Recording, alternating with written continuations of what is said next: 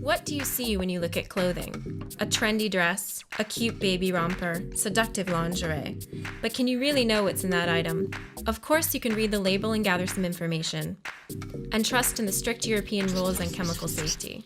In fact, the greatest protection for consumers lies in the protocols regulating which substances can or cannot be used in the production of an article of clothing. However, some recent tests carried out on imported garments presented some surprising results. The Prato Industrial Union has commissioned a study on imported garments sold in the Prato area. The analysis was carried out by students in their last year at the Tullio Buzzi Technological Institute, under the supervision of Professor Giuseppe Bartolini. Già nel 2012-2013 il nostro laboratorio analisi controterza aveva fatto un'indagine per la verifica della sicurezza dei prodotti chimici importati in Italia, però di produzione cinese. Quest'anno, nel 2015, abbiamo voluto valutare insieme all'Unione Industriale Pratese come è evoluta la sicurezza chimica dei prodotti che vengono importati e nello specifico abbiamo deciso di far eseguire tutte le procedure analitiche, compreso anche l'acquisto dei capi dagli studenti del nostro ultimo anno della sezione chimica. Per quanto riguarda i campioni acquistati, abbiamo cercato di procurarci una popolazione di campioni più ampia e vasta possibile, suddividendo i campioni in base alla loro tipologia, per cui campioni da bambino, da adulto e intimo, ponendo l'attenzione sull'origine dei campioni. Il 96% dei campioni è made in China, il 50% dei nostri campioni proviene da negozi, il restante 25% dalla grande distribuzione e venditori ambulanti. So, which safety parameters apply on an international level? In Europe, the REACH regulation is in force. China uses a standard called GB 18401. What are the differences between these two regulations? The first difference lies in how specific each regulation is. Le differenze tra i due impianti normativi sono estremamente evidenti, quanto il regolamento europeo è un regolamento di carattere generale che vale per l'immissione in commercio di qualsiasi sostanza, mentre le normative cinesi sono specifiche per ogni singola tipologia di prodotto. Una situazione di questo tipo favorisce enormemente le aziende produttive cinesi a discapito delle aziende produttive europee. There is also another disparity between the two regulations. Il parametro più significativo che siamo andati a analizzare durante tutta la nostra esperienza sono i coloranti azoici, classe più importante di coloranti organici commerciali. A small number of azoic dyes are banned in Europe because when they come in contact with the skin, they may release carcinogenic substances called aromatic amines.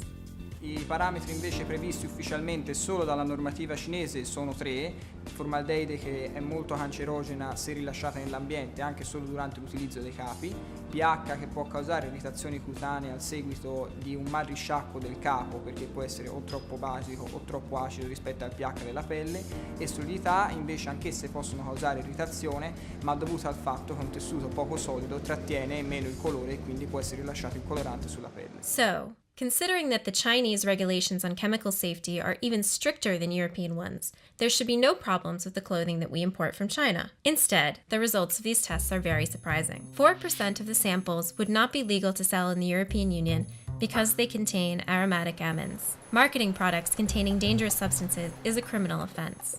Paradossalmente però degli stessi capi analizzati il 27% non sarebbe vendibile all'interno dei territori cinesi pur essendo stati prodotti all'interno della Repubblica Popolare Cinese. The results regarding the composition of the fibers are equally incredible. Over 60% of the garments are not compliant with EU regulations. Dove di fatto viene dichiarata la presenza di fibre pregiate quali il cashmere o la lana, queste fibre non sono mai state riscontrate all'interno dei capi. Dove veniva scritto 100% cotone, in realtà era 100% poliestere. Si riscontrano quindi numerosi comportamenti di frode in commercio. The tests also revealed the presence of alkophenols in the samples. What are alkophenols? They're chemicals that were once commonly used in detergents. However, since 2002, it is forbidden to make and use detergents containing alkophenols in the European Union. When fabrics were washed with alkophenols, these molecules would end up in wastewater, which would drain into water treatment plants and then into rivers. When alkophenol molecules are broken up, they become very similar to female hormones. As they drain into rivers and into the sea, they can cause male fish to become female. In Cina gli aqueous non sono vietati e quindi continuano ad essere usati in quanto hanno un basso costo di produzione. Dalla Cina importiamo quindi capi contenenti residui di Apeos che non possono essere bloccati alle frontiere perché appunto il regolamento europeo ne vieta la presenza solo nei detergenti, nei fusti dei detergenti. E quindi importando capi dalla Cina importiamo inquinamento.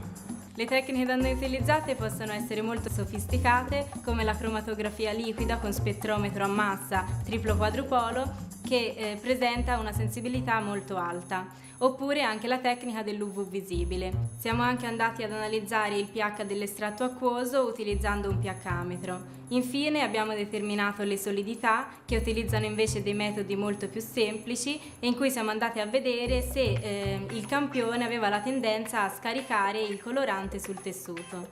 Per questo abbiamo analizzato le solidità al sudore, all'acqua, allo sfregamento e alla saliva per i bambini.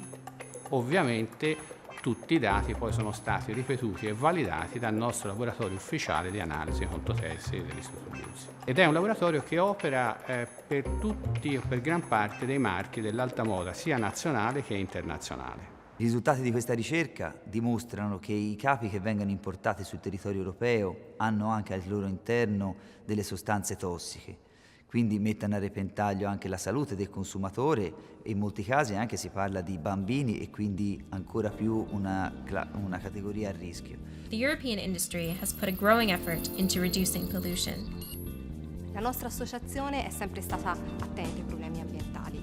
Negli ultimi tempi i nostri sforzi si sono concentrati su progetti che aiutassero le imprese a capire e a affrontare le nuove sfide sulle sostanze chimiche. Today, we import substances that have been banned for years. Actually, some of the goods we import from China could not be legally sold even in China. The practices of European and Chinese customs are very different. At Chinese customs, non-compliant goods are confiscated and destroyed, and companies are blacklisted, incurring even stricter inspection.